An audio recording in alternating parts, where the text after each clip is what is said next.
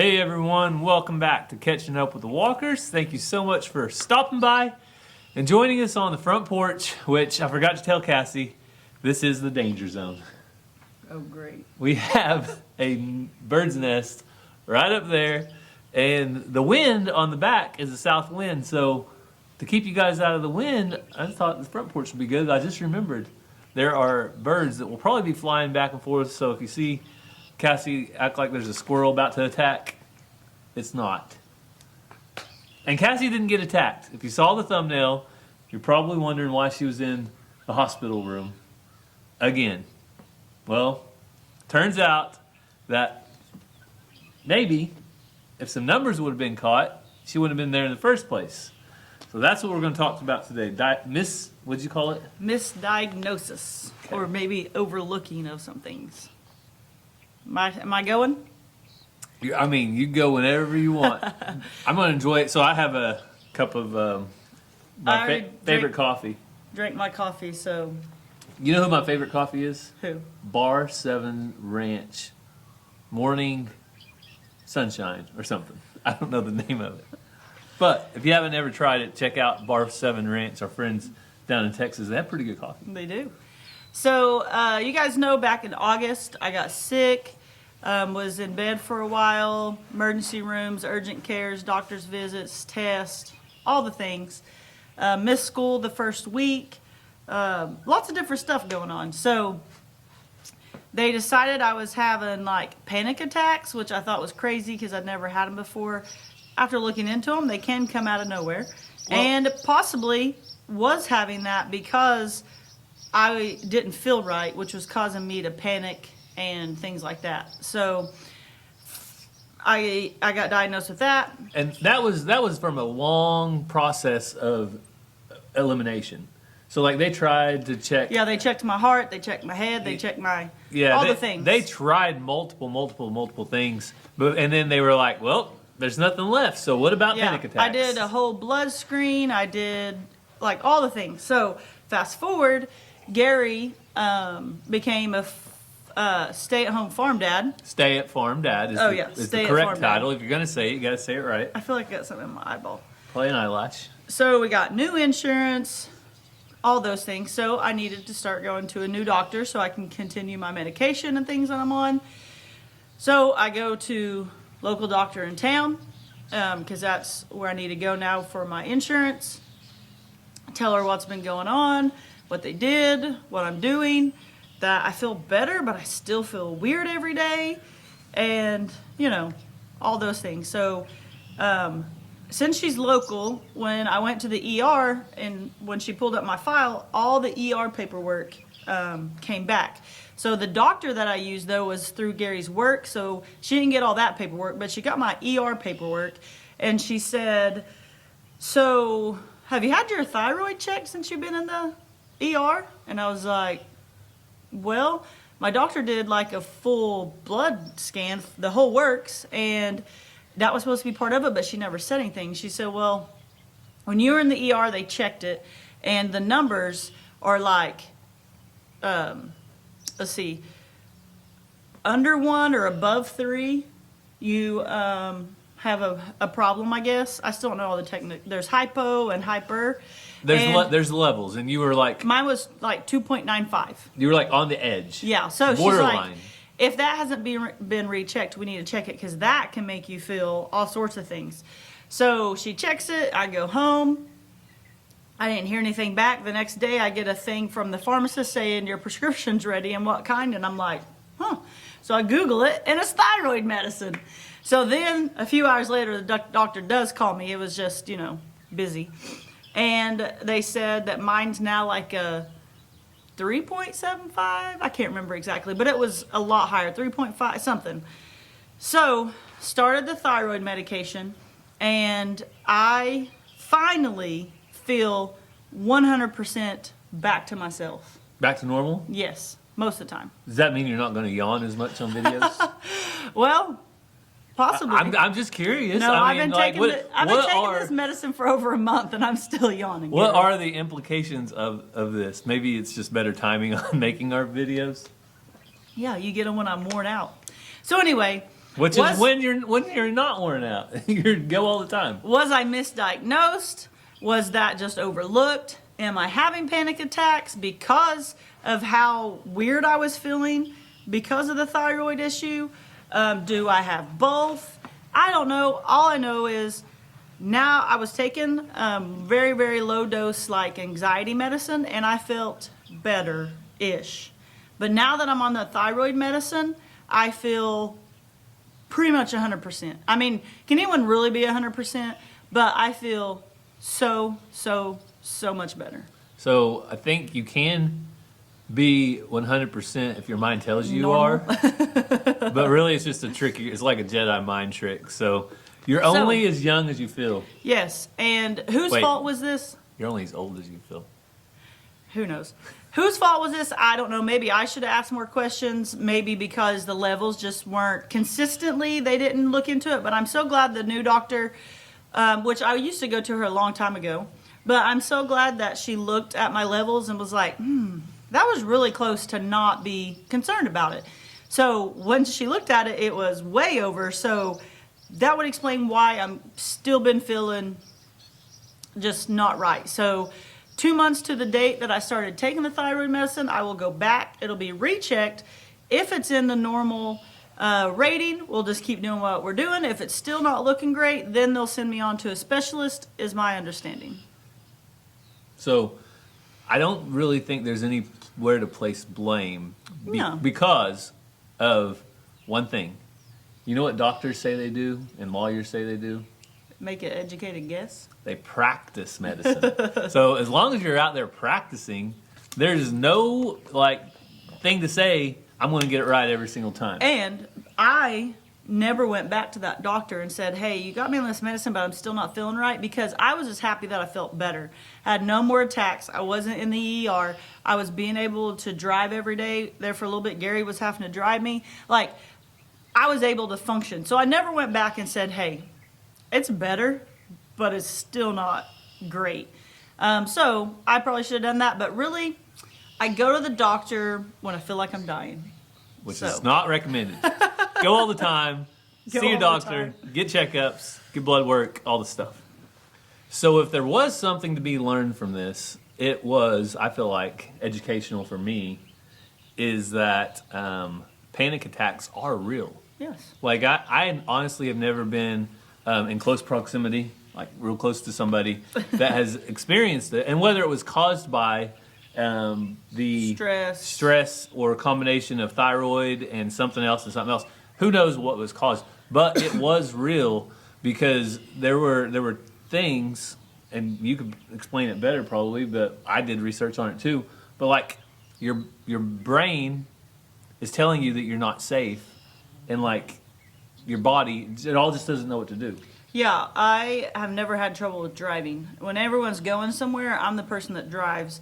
And I physically couldn't drive for like a week. Yeah, I took Cassie, I would go take her to school, drop her off, or whatever I needed to do. I was a chauffeur, which... Because if I drove, my heart started racing, I became emotional.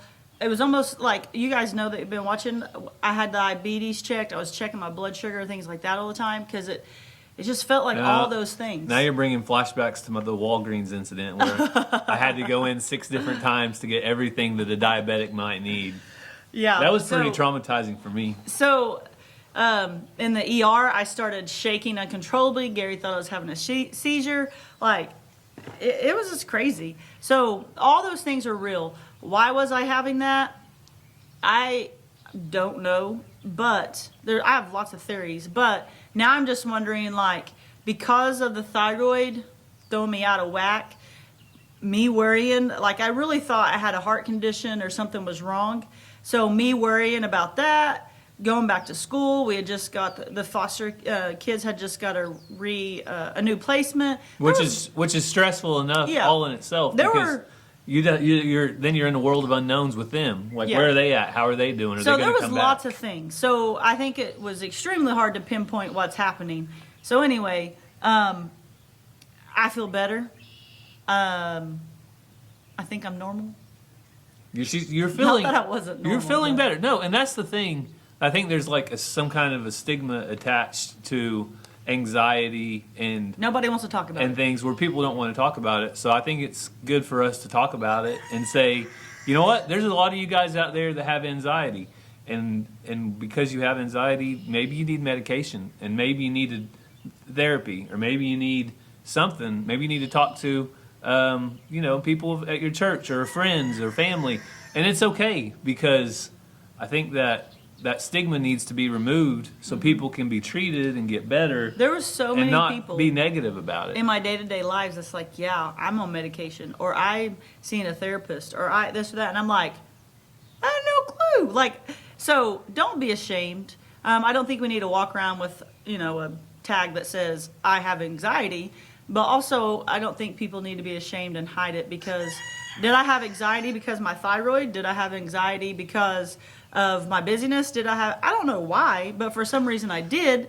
and it's okay. Yeah, it's okay. And then, you come in contact with people and something might not seem right. They seem anxious and they seem out of place. And you got to remember that you have no idea what other people are going through, and that you should extend some grace and try to always be thinking of the best. Like, think positive.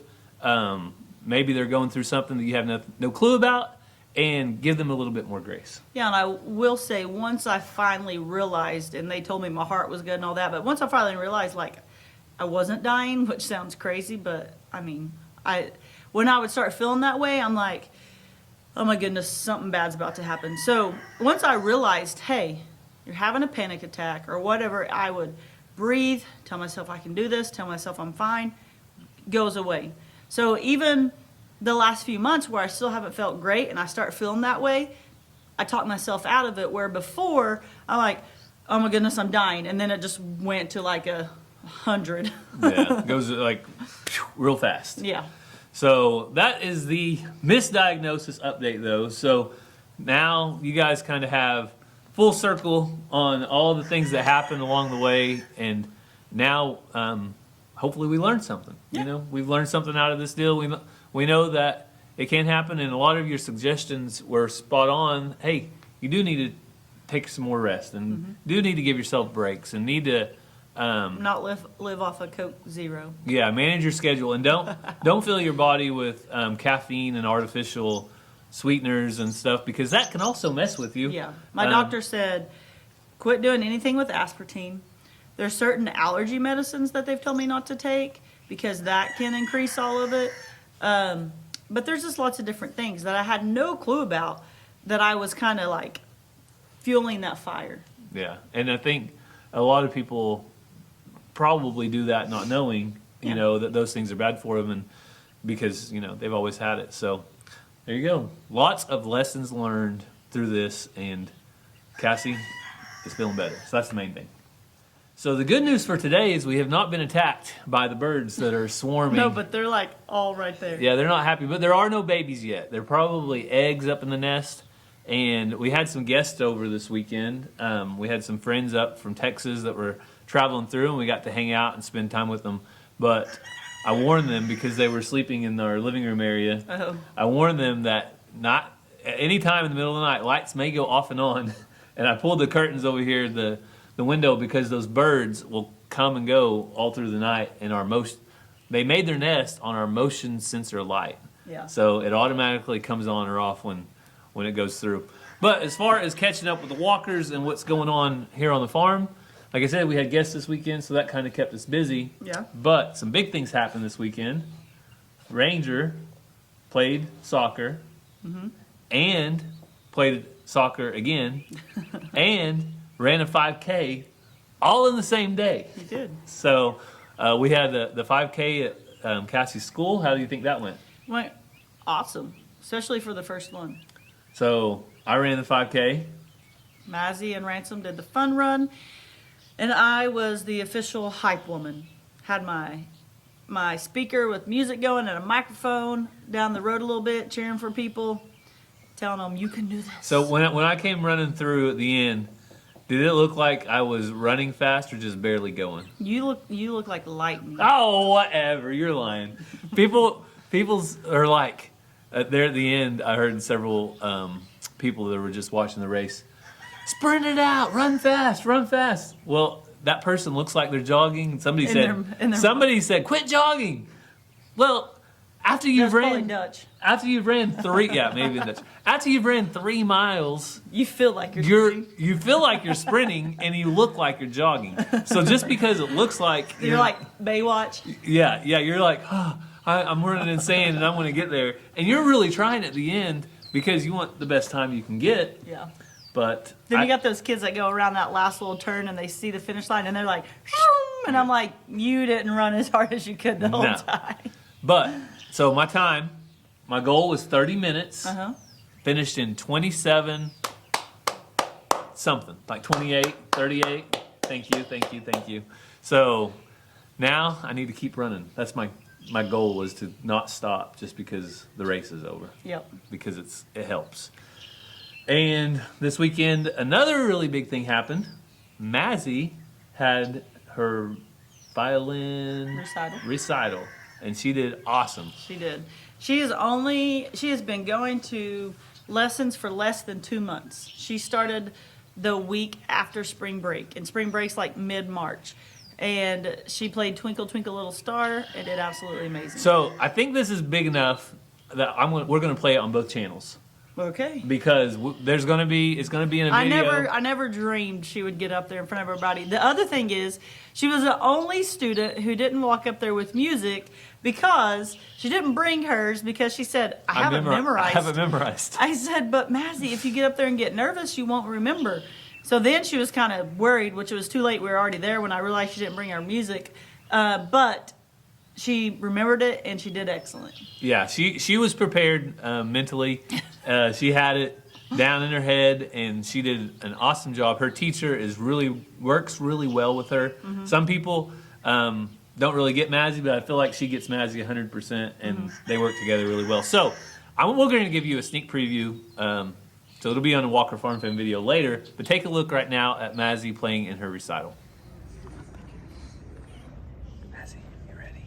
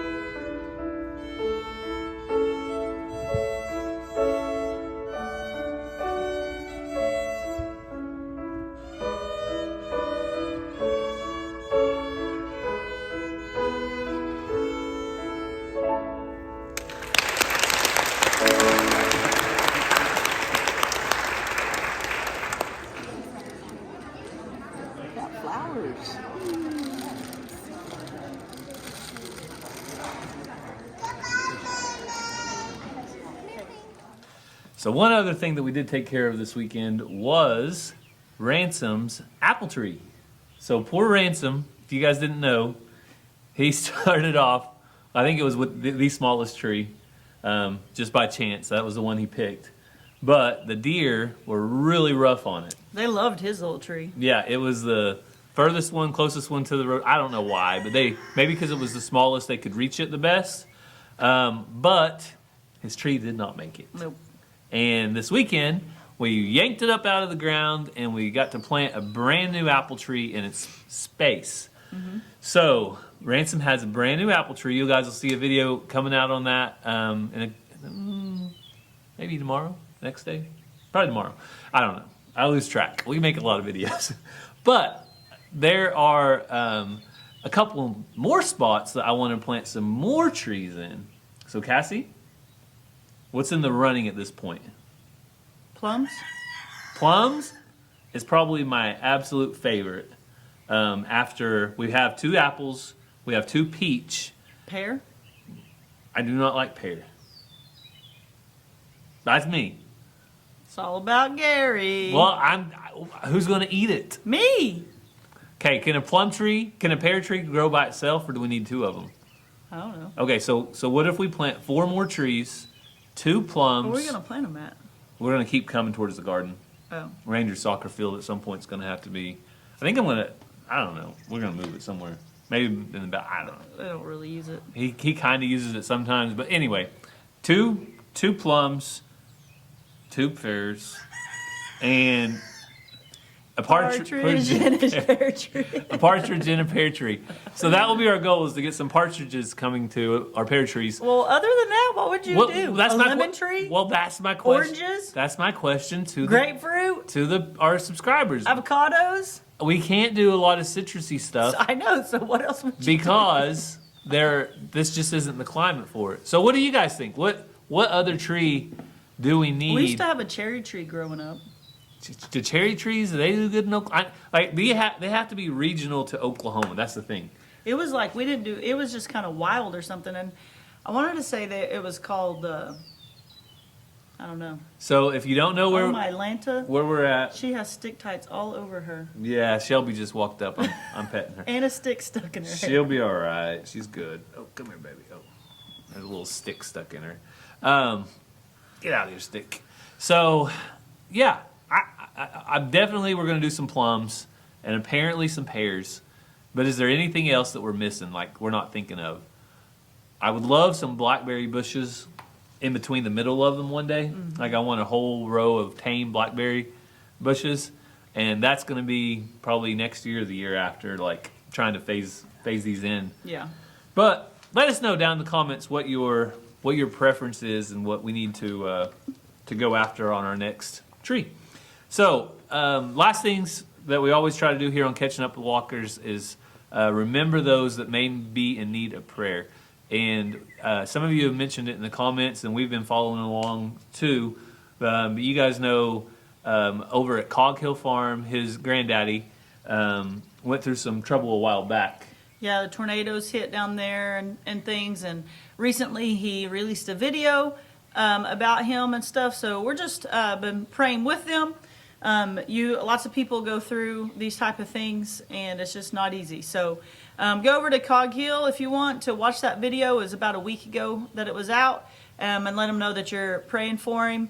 But if you have any other prayer requests, if you'll just drop them down in the comments, we love to read through those. We love to see you guys encouraging one another, and that just means a lot to us. Yeah, it is definitely another kind of thought prayer request is May is Foster Care Awareness Month. Yes. And so be in prayer for those children that are out there today that have been removed from their home and they've been placed with a home with strangers that they probably don't know and have never met before, and they're in limbo. They don't know whether they're going to go back with their family or they're going to be in foster care long term or they're going to be adopted. We always try to raise awareness of foster care here on our channel because our family is a placement home for Cherokee Nation and children in foster care. So we may do a video later this month that's more dedicated towards that, but if you would be in prayer for those, we would greatly appreciate it. So thank you so much for taking time out of your day to spend with us. We hope that you have a great day wherever you're at, and God bless. Love you guys.